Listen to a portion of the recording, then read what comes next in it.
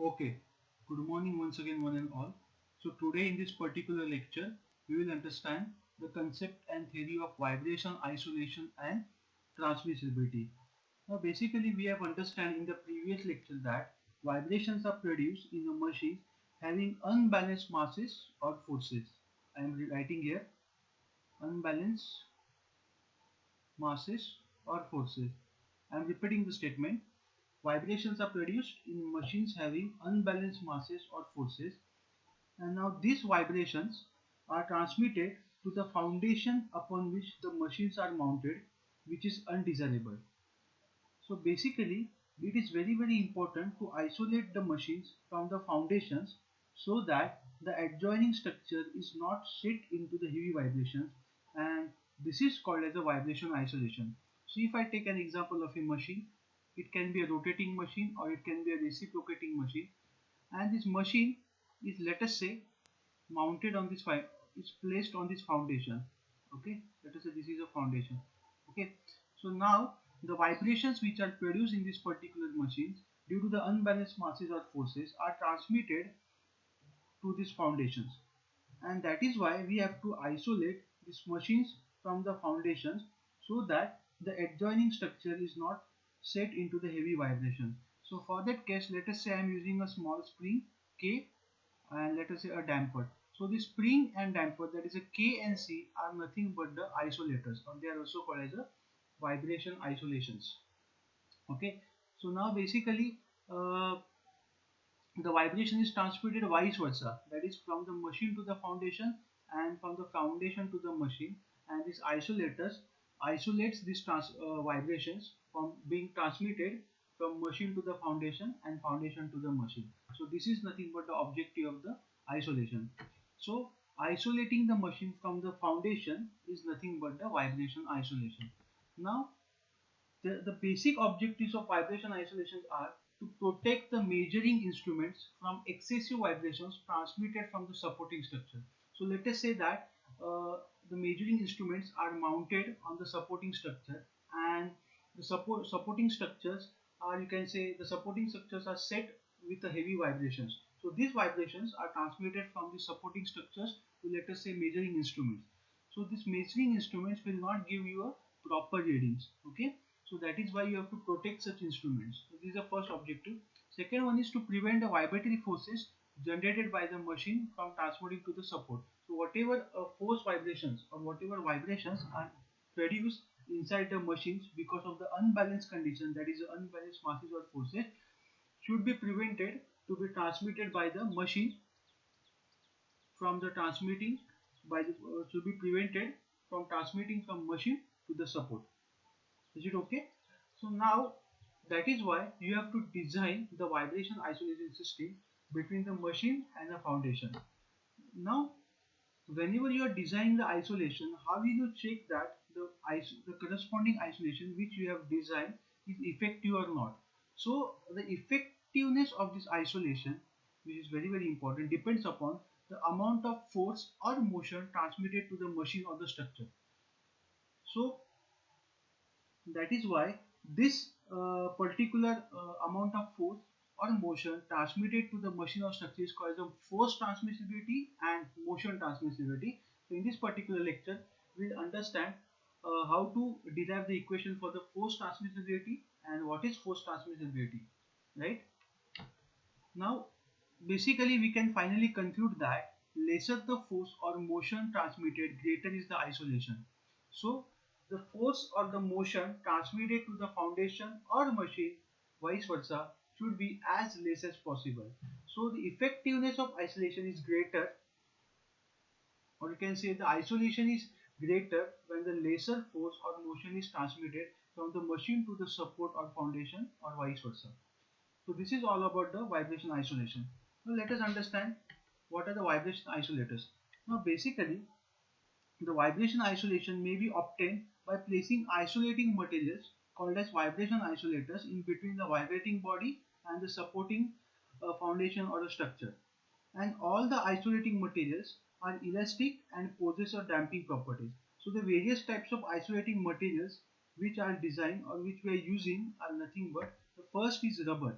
Okay, second one is cork, the third one is felt, and fourth one is metallic springs. So we'll see one by one the significance of all these vibration isolating materials. Okay. So now first, rubber is generally used for vibration isolation. This rubber is generally used for vibration isolation where load is light. So there is a light loading condition, or you can say the load is not heavy, and the frequency of vibration is high. The frequency, I will write here, the frequency of vibration is high. Okay, so these are the 2 points in which case we are using the rubber as a vibration isolator material, or you can call it vibration rubber as a vibration isolator. Now this type of loading may be the type of loading whenever you are using a rubber, the type of loading, basically the load is light. We have a, you can say, not heavy loading condition. So light loading condition is there whenever you are using a rubber as an isolator. So the type of load is basically compression or shear in nature. So in this case, when you are using a rubber, the type of the loading should be compression or shear. That is a shear loading or compression loading, but light loading. Okay, and the limitation of this rubber is that its properties are influenced by heat, gasoline, oil, etc.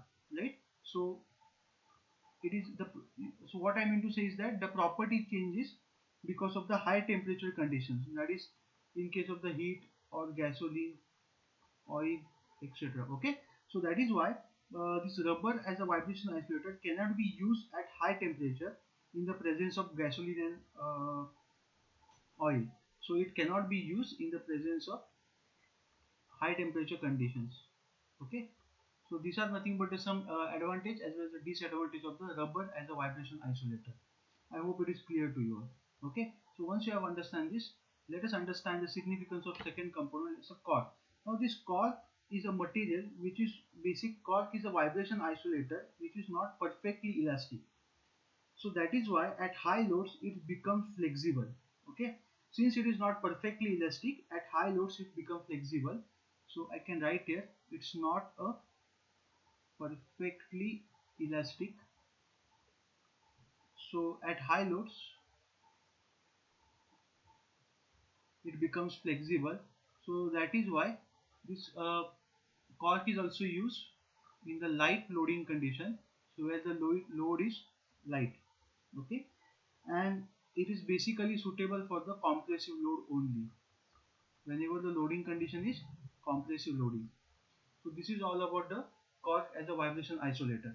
Okay, so now we'll understand the third point, or the third vibration isolator, that is a felt. Now this felt is used as a vibration isolator for heavy loads. So this felt can be used for the heavy loading condition, heavy loads, and but a low frequency vibration. Okay, so it cannot be used where the frequency, the natural frequency of vibration is high. So it is used for the low frequency vibrations and heavy loading condition. Okay, so and it is slightly, you can, not slightly, but it is weaker in shear, and that is why it is not used in the shear condition as like the rubber. So it is only used for the compressive loading, right? So it is only used for the compressive loading. Okay, so this is all about the felt. And the last one, that is the metallic springs. Now these metallic springs are used as a vibration isolators when the loading condition is heavy. That is, you can use for the heavy loads. Heavy loads, metallic spring can be used as a vibration isolator for heavy loads as well as high frequency vibration. So the both the cases are satisfied. That you can also use for the heavy loading condition as well as the frequency of vibrations are high. Okay. Now generally there are two types of mechanical springs which are used as an isolator. The first one is helical spring, and second one is coil springs, or you can also call it as a, sorry, first one is a helical spring which is also called as a coil spring, and second one is a lip spring. Okay, so this coil springs basically we find in the light motor vehicles. Okay, and this lip spring we basically find into the heavy motor vehicles. Okay, uh, the biggest, you can say, the advantage of this metallic spring is that the springs are not affected by air, water, oil, or any temperature condition. Therefore this metallic springs can be used under all working conditions. Okay, so in most of the applications you will find metallic spring is used as a vibration isolators. So these are all the significance of this vibration isolated material. So depending upon the application and suitability, you can select the vibration isolator. So I hope you have understand this concept. Now let us move to the next point. So as I earlier said that the effectiveness of vibration isolation depends upon the force transmissibility or motion transmissibility. So lesser the force transmissibility or lesser the motion transmissibility, greater is the isolation. So this is a statement which I have made earlier. So now first of all let us understand what is vibration transmissibility. That is nothing but the force transmissibility. Now force transmissibility is denoted by TR. So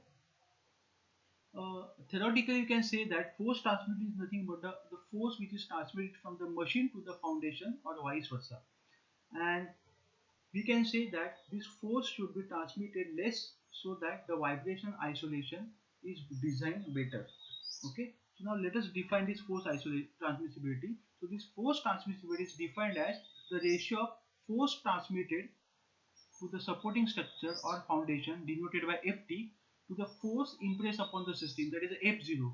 Now already we know that the harmonic force is given by F0 sine omega t, as we stated in the earlier first lecture. So here the F0 is also called the static force or impressed force, and when you multiply this with the sine omega t, it becomes a harmonic force. Okay, so this force transmissibility is nothing but the ratio of force transmitted to the foundation. So what is the force transmitted to the foundation is divided by Ft upon impressed force. So transmissibility Tr is nothing but it's a ratio of Ft by F0. What is Ft? Force transmitted to the foundation. And what is F0? Force impressed upon the system. Okay. So now we will derive this particular equation for the force transmissibility, that is a Tr. Okay. So force transmissibility measures the effectiveness of vibration isolating material. Okay, it measures the effectiveness of vibration isolating material. So as I said earlier that whenever you are selecting a vibration isolating material, considering all the design criteria of all these materials as I have explained you earlier, okay, you can select accordingly as per the application any vibration isolating material, and the final thing is that the force transmissibility, that is lesser the force transmitted to the foundation from the machine, greater is the isolation. So that is why this force transmissibility measures the effectiveness of vibration isolating material. So you can check the effectiveness of your vibration isolation which you have designed by considering analyzing this equation of force transmissibility. Okay, so let us understand this. So first of all, consider a mass m which is supported on the foundation by means of an isolator and is excited by the external harmonic force F0 sine omega t. Okay, so we have considered a machine of, let us say, mass m, right? And this mass m is, let us say, vibrating. Why it is vibrating? Because the external excitation force is applied to this mass, which is nothing but a harmonic force m0. So obviously because of this harmonic force, the force vibrations will be generated inside this machine, and then the vibrations are transmitted to this foundation. So now we have to design an isolation system in such a way that the lesser amount of force is transmitted from this machine to the foundation. Okay, so what are the isolators we are using? The first is spring K. Let us say we are using a metallic spring, and second one is a damper, right? So that is why I have written a statement here. Consider a mass m supported on the foundation by means of an isolator and excited by external exciting force F0, right? So if I want to draw a free body diagram for this, so how will I draw the free body diagram? Let us say m is the mass. Let us say x is the applied motion, because the direction of applied force is in the downward direction. So the motion, the you can say the motion is always in the direction of the applied force. So obviously the first force which is opposing this, you can say the motion x is nothing but the inertia force, which is given by mx double dot, then kx spring force opposite to this x, that is the displacement, and cx dot, right? Now basically we know that when x is in the downward direction, x dot and x double dot is also in the downward direction. So mx double dot is opposite to this x double dot, kx is opposing this displacement x, and cx dot is opposing this displacement x. So this is the free body diagram for this particular diagram. Okay. So now So let us consider this free body diagram once again. So if you consider this free body diagram, okay, so from this free body diagram, what we understand, what are the forces acting on the mass? So under the steady state condition, so as I already explained that first initially the system will transmit to the transient state, and then the final state which will remain is nothing but a steady state. So when the system reaches the steady state, what are the forces acting on this mass? Okay, so as I have explained, the first force is nothing but the external impressed force, that is F0 sine omega t, obviously downwards, because we have applied the external force in the downward direction. Inertia force upwards, damping force upwards, and spring force upwards. So there are four forces which are acting on the mass, right? So as discussed from I have explained you right from the start of the model number 3. So these are nothing but the four forces acting on the mass. Okay. Now let us first of all draw the vector diagram. Now already the vector diagram of forces acting on the mass I have explained you in the video lecture number 1, that is a video lecture of force vibration, lecture number 1. So in that case I have explained you how to draw this vector diagram of forces acting on the masses. Okay, so you can refer that video once again. So now I will directly take this incorporate this diagram over here and paste it over here. So this is the vector diagram of a forces acting on the mass. Okay, now this vector diagram is also very important. So from this vector diagram we can see that the first force is nothing but a F0 which is acting in this manner.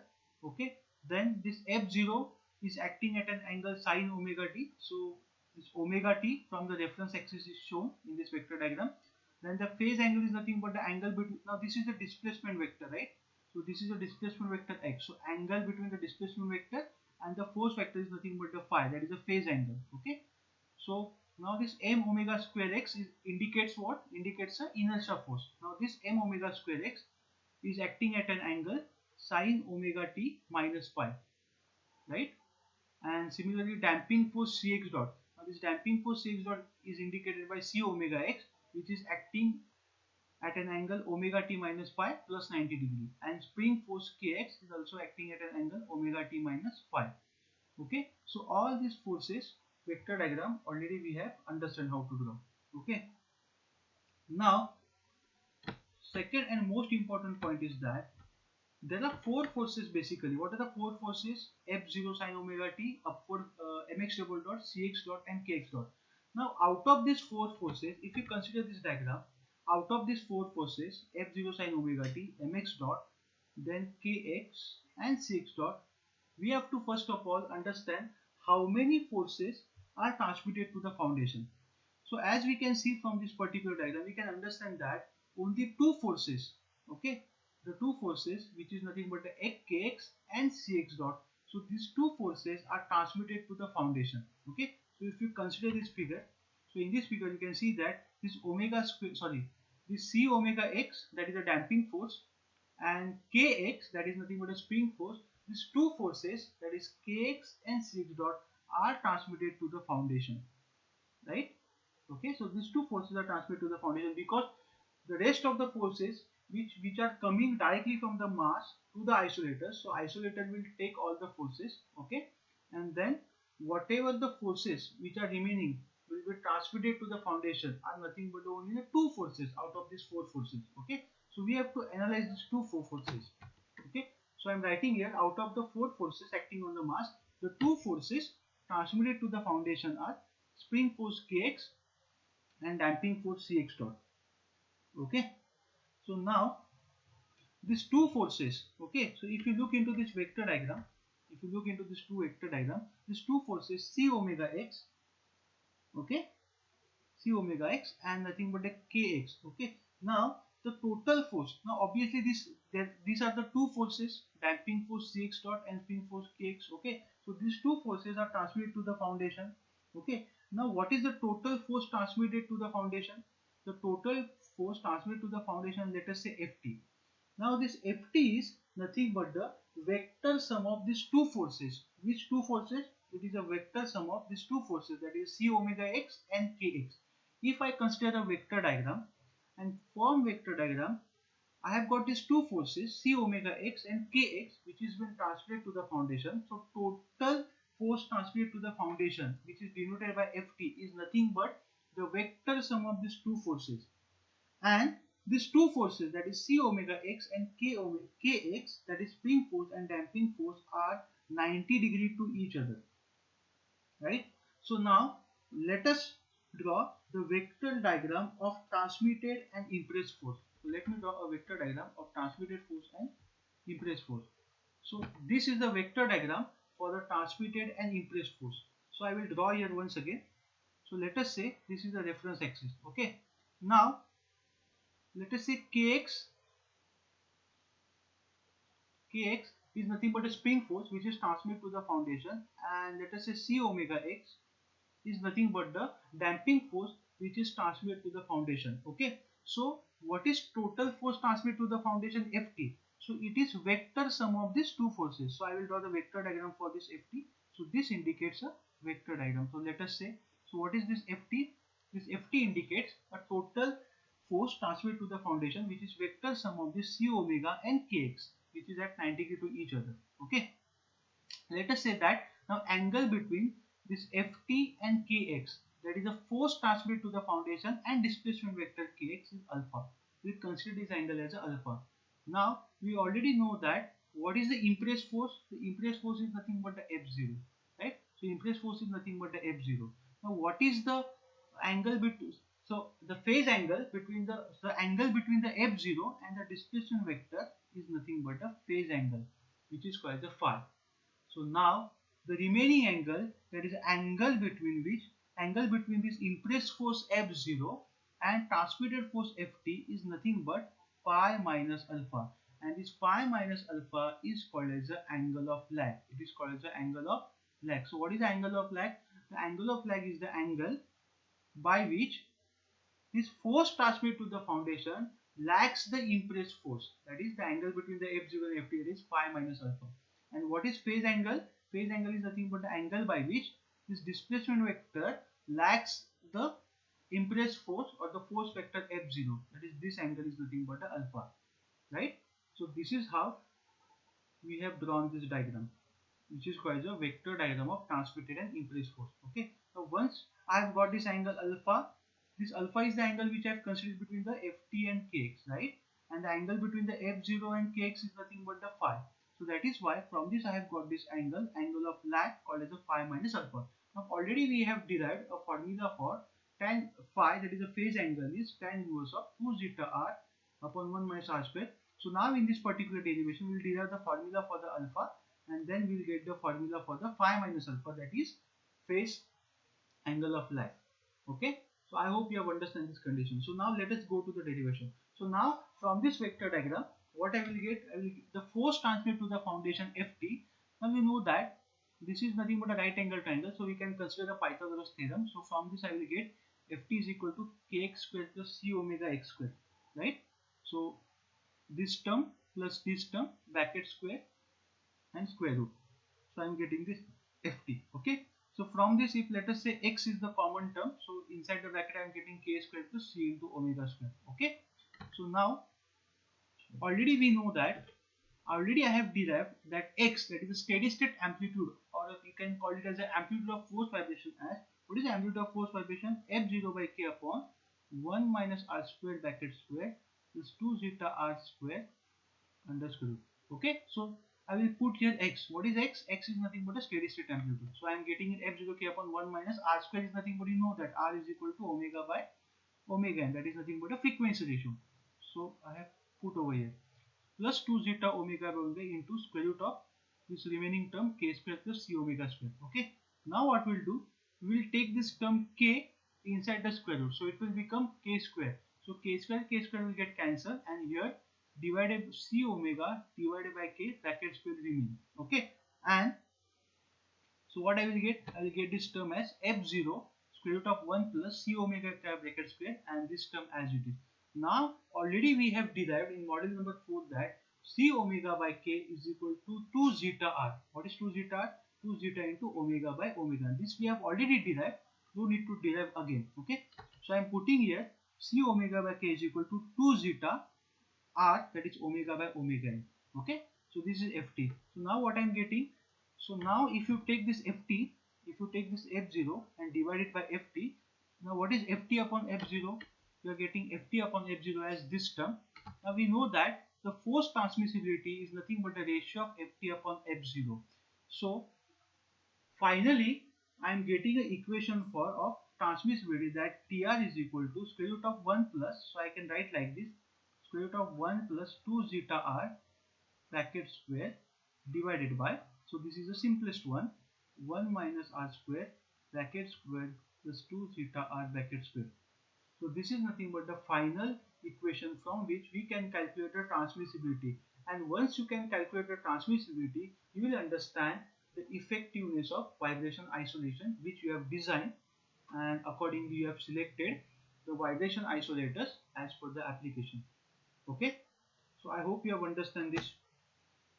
Now if you compare all the formulas, okay, so the first formula which you derived, that x was equal to x upon xst, that is equal to, what is x upon xst? Magnification factor was equal to 1 upon square root of 1 minus r square plus 2 zeta r square. So the denominator is always common, okay, so only the numerator is changing. And what is xst? xst is nothing but the f0 by k, okay. So this we have derived for a force vibration, the basic equation, right? xst is nothing but a static amplitude or zero frequency equation, right? And we have also derived the equation for rotating and reciprocating unbalance as x upon moe by n, or moe by r upon n in case of the reciprocating. It was r square upon, again the same denominator, okay. You can see that till now we have derived the four formulas, so all are same, in all case denominator is same, only the numerator is changing, okay. So finally I will write that Tr is equal to square root of 1 upon 2 zeta r bracket square divided by square root of 1 minus r square bracket square is 2 zeta r bracket square. Is it clear? So this is the equation of transmissibility, or is also called the force transmissibility. Okay. Now angle of lag. Now as I have earlier said that the angle through which force vector Ft lags the impressed force or force vector F0 is called as angle of lag phi minus alpha. Okay. So now first of all, what is alpha? What is this alpha? Alpha is equal to, now we know that tan alpha is equal to opposite side upon hypotenuse, that is c omega x upon kx, right? This is opposite side upon adjacent side. So from this I will get alpha is equal to tan inverse of, alpha is equal to tan inverse c omega x by kx. So x will get cancelled, tan inverse of c omega by k. So this becomes alpha is equal to tan inverse of 2 zeta r, right? And now what is phi? Phase angle we already know. Phase angle is nothing but the tan inverse of 2 zeta r upon 1 minus r square. So understand the difference. The phase angle is nothing but the angle by which this displacement vector lags the force vector, that is the angle phi. So this phi is nothing but the tan inverse 2 zeta r upon 1 minus square. Alpha I have got tan inverse 2 zeta r. So finally what I will get, phi minus alpha, that angle of lag is given by phi is nothing but tan inverse 2 zeta r upon 1 minus r square minus tan inverse of 2 zeta r. So this is how we have to calculate the transmissibility, that is the force transmissibility Tr, and then we have to calculate this phi minus alpha, that is the angle of lag. Okay, so this is how we calculate. Now let us understand. So this is the end of the derivation for force transmissibility and the angle of lag. So now we will understand the transmissibility versus frequency response, frequency ratio. Transmissibility versus frequency ratio, that is we will understand the frequency response curve for this transmissibility, that is Tr versus frequency ratio. Okay, so this case has been asked number of times in a lot of university examination, like explain with Nitz gauge the effect of forcing frequency and damping factor on the displacement transmissibility. So let us understand now the plot of transmissibility, that is a Tr versus frequency ratio omega by omega n, okay, for different damping condition. For different damping condition means what? Let us say the damping condition is changing from 2, 1, 0.5, so here it is decreasing, and here again it is again increasing from 0 to 2. So for different damping condition this graph is shown. Okay, so now we'll understand one by one. So basically try to understand that all the curves start from the unit value of transmissibility, means what? All the curves start from Tr is equal to 1. Okay, so all the curves starts at TR is equal to 1. Okay, and they meet at common point. And what is this common point? This is a common point where R is equal to root 2. So these two values are very significant values as far as the frequency response curve is concerned of TR versus R. So all the curves start at from this unity point, that is a point that is when TR is equal to 1, and meet at some point where R is equal to root 2, and then they accordingly pass and go on decreasing and tends towards the 0. Okay, so this is the first, you can say, the observation. Now second, now omega by omega n, the omega by omega n is less than root 2, then the transmissibility is greater than 1. So what does it mean? It means that when your R is less than root 2, right? When your R is less than root 2, in that case, if you look at this particular, you can see this region. So when R is less than root 2, so this root 2 is the, you can say, as I have explained the first observation, it is a point where all this curve meet and then they pass accordingly. So if the value of R is less than root 2, okay, so what happens in this case? Okay, your transmissibility is greater than 1. So you can see that. So all the transmissibility curves are above this one line. This is unity line. No? You can see that all the curves are above this one line. Okay, so from the graph, what we can understand that when R is less than root 2, TR is greater than 1. Now when TR is greater than 1 means what? What is TR? TR is nothing but Ft upon F0 is greater than 1. So from this what I understand that Ft is greater than F0. Means what? The transmitted force is always greater than the impressed exciting force. Means what? What is Ft? Ft is nothing but the total force. Try to understand that total force, which is the vector sum of damping and spring force, as I have discussed earlier. So this total force transmitted to the foundation, transmitted force is greater than impressed force. Impressed force means what? The static force or the impressed force which is acting on the mass. So this condition obviously is not desirable, right? Means what? The amount of force which is transmitted is more. So means what? Your isolation is, you can say, not so effective, right, as we want in this case. So that is why in this case you have to provide a greater amount of damping. Means what? You have to provide a greater amount of damping, and you can see that as the damping amount of damping increases, you can say, when zeta is equal to 2, I am talking about the range where R is less than root 2. So when zeta is equal to 2, you can say the damping, you can see the curve is towards the 1. So then as the zeta goes on decreasing, 1, 0 0.5, 0 0.25, then 0 0.125, and when it goes to 0, you can see that the transmissibility go on increasing. Right? So in this case, when R is less than root 2, your transmissibility is greater than 1 because Ft by F0 is greater than 1. So Ft is greater than F0. So transmitted force is always greater than the impressed force, and that is why in this range, means what? In this particular range, the greater amount of damping will give the lower transmissibility, right? Is it clear? Okay. Now second case. So in second case, when omega is equal to omega 1, the transmissibility is maximum. When omega by omega n is equal to, means what? When omega by omega is equal to 1, the transmissibility is maximum means what? Means this condition.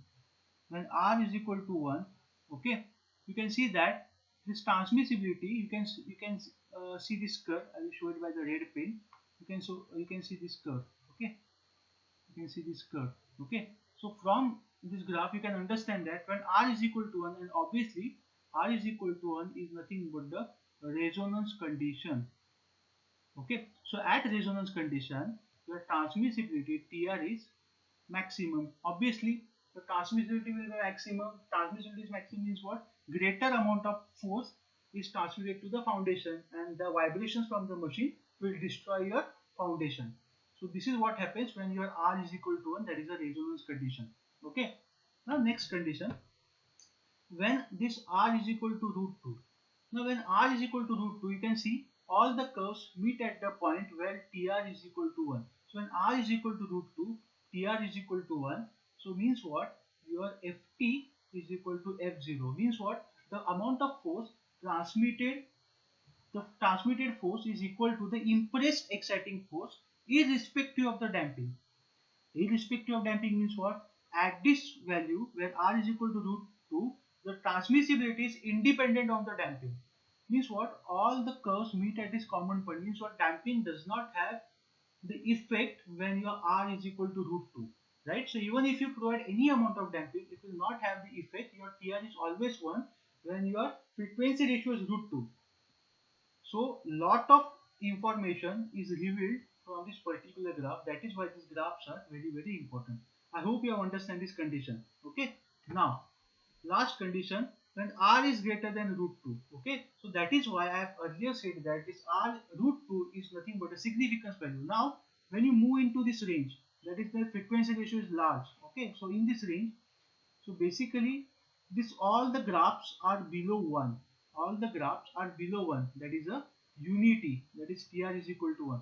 And you can see that when R is greater than root 2 means what? As the frequency ratio increases beyond the rate root 2, the transmissibility is less than 1. You can see that all the graphs are below this line 1. Right? Means what? The transmissibility is less than 1. So when R is greater than root 2, TR is less than 1. Means what? Ft upon F0 is less than 1. So means what? Ft is less than F0. Means what? In this range, what you can see, what you can understand in this range, you can understand that the amount of force transmitted is less than the impressed force, right?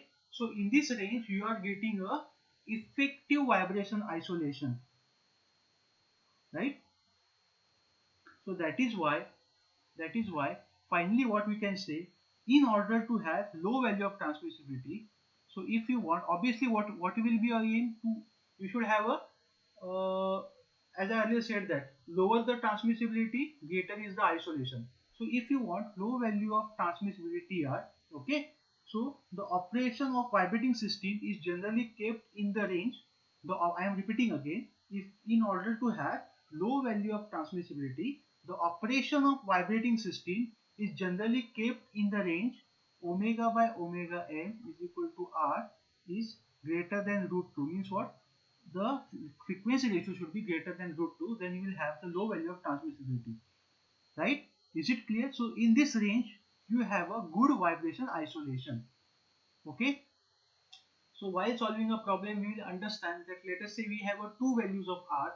One, the value of R is greater than root 2, and one, the value of R is less than root 2. So obviously you will select a value greater than root 2 for better isolation. Okay, I hope you have understand this all the 4 points. Now some important points also I would like to explain. So in this range, which range? R is greater than root 2, zero damping will be ideally suitable. Zero damping will be ideally suitable means what? Theoretically. Okay, practically it's not possible. But if zeta is equal to 0, why? You can see that in this range, as the value of zeta goes on decreasing, 2, 1, 0.5 and 0, the transmissibility tends towards the 0. Means what? It approaches to the 0. Means what? Transmissibility is almost 0. The amount of force transmitted to the force foundation is almost 0 as the damping goes on decreasing. So if you are keeping zeta is equal to 0, your transmissibility is very close to 0. Okay, this is what ideally. Okay, but exactly what happens when your zeta is equal to 0? If you are keeping zeta is equal to 0 in this range, the system has to pass first of all from the condition R is equal to 1. Means what? Before the system reaches this point, that is R is equal to root 2, and goes beyond, that is go above this value, that is R is, means what? R is greater than root 2. What has to be done? The system has to pass to this value called as R is equal to 1. Means what? System has to pass through the resonance condition, that is omega is equal to omega n. And if you are keeping zeta is equal to 0, and let us say the system, when it will pass through the resonance condition, that is omega is equal to omega n, okay, at this particular condition, that is omega, that is 1, at this point 1, you will get a maximum transmissibility. Means what? There will be a sudden rise in the amplitudes. Means what? The transmissibility will suddenly increase at this particular time. Maybe for some moment, the rise in the transmissibility, or you can say a very high rise in the transmissibility, maybe it will be for some moment, but even though it is the rise of the transmissibility is for some moment or some time only, some amount of damping is generally incorporated in the system. So that is why you cannot keep zeta is equal to 0 even if it is ideally suitable. You have to keep some amount of damping, that is maybe 0.125, 0.25 or 0. Because the system has to pass through this resonance condition to reach this 2 or maybe 3 point, that is R is greater than root 2. I hope it is clear to all of you, right? Now, once you have understood this frequency response graph, now let us understand the another point. Now, this graph is divided into the three regions: spin control, damping control, and mass control region. Now you can see that spin control region is the region where the frequency ratio R is low. Damping control region is nothing but where there is a resonance condition R is equal to 1, so you will get TR max. Okay, and mass control region is the region where your frequency ratio is very high but transmissibility is low. Okay, so basically what you can understand, in this region, that is spin control region, your transmissibility is high. Okay, and obviously the frequency ratio is low. Okay, in this damping control region, again there is a resonance condition R is equal to 1, so you are getting a TR maximum condition, and in this range, that is a mass control region, obviously here your TR is low but your frequency ratio R is high. Okay, so now let us understand something more detail about this. Okay, so first of all, let me talk about the spin control region. Okay, now obviously in the spin control region, the region where frequency ratio is small is called the frequency spin control region. Means what? The region where R is equal to omega by omega n is low or small is called the spin control region. This is the first point you have to understand. What is the second point we will understand? Now, in this spin, why it is called the spin control region? Now, when you will get a frequency ratio low, this R will be low when your omega n will be high, because omega n is in the denominator. So when your omega n is high, so you know that omega n is equal to square root of k upon n. Okay, so your value of omega n, that is natural frequency, is high when your k is large as compared to mass n, right? Okay, so means what? The larger value of k as compared to the mass n will give you the larger value of omega n, and the larger value of omega n will give you the smaller value of frequency ratio, and that is why it is completely controlled by the stiffness k, and that is why this region is called the spin control region. And in this region, the transmissibility is completely controlled by the stiffness of the spin. So that is why it is called the spin control region, where the frequency ratio is low and the transmissibility also greater than 1. Okay, I hope you have understand this. Now, the second region. The second region is called the middle region, which is also called as a damped control or damping control region. Second region is called as the damping control region. Okay. Now this damping control region is nothing but a middle control region. The middle control region is called as, I will write here, the middle control region is called as damping control region, and this region should be generally avoided. This region should be generally avoided. Why? Because here there is in this region there is a condition called as R is equal to as a resonance condition, and since R is equal to 1, you will get transmissibility maximum. Means what? Maximum amount of vibrations are transmitted from the machine to the foundation. Okay, and in this case, if zeta is equal to 0, what will happen in this middle damping conversion? If you are keeping zeta is equal to 0, what will happen? The transmissibility will be equal to infinity. You can see it will reach to the infinity. So therefore, This region is called the damping control region, where some amount of damping is incorporated in the system. So damping is very important in this particular region. Okay, and the third and the last region is nothing but the mass control region. Now let us understand something about the mass control region. Mass control region. Now in mass control region is the region where the frequency ratio R is large. Okay, frequency ratio R is large means what? Here omega by omega n is equal to large. Now when this condition will occur? This condition will occur when omega n is equal to square root of k by m, where your mass is large. Okay, mass is larger. When mass is larger, obviously it is in the denominator, your omega n will decrease. And when your omega n will decrease, obviously your omega, this ratio omega by omega n will be increased, and consequently you will get a higher frequency ratio, and that is why this region is called the mass control region. So I hope you have understand the concept of force transmissibility. Now next concept is motion transmissibility. Now try to understand that the equation for motion transmissibility and the force transmissibility is same, only the difference is that it is x upon y and force transmissibility is Pr upon Ft by F0. So the equation, that is the final equation, is same for motion transmissibility as well as force transmissibility, but to understand what is motion transmissibility, we will not go into the derivation. We'll directly I will directly give you this formula that motion transmissibility is Pr is equal to x upon y is equal to square root of so and so. So the formula is same as force transmissibility Ft upon 0. But to understand this motion transmissibility, you have to understand what is absolute amplitude and what is relative amplitude. So that is why first of all we have to understand the force vibration due to the excitation of the support, because the diagram for this force vibration due to the excitation of support and motion transmissibility is one and the same. Okay, so that is why in the next lecture we will understand the force vibration due to the excitation of support, and then we will understand what is motion transmissibility, and then we will solve the problems accordingly.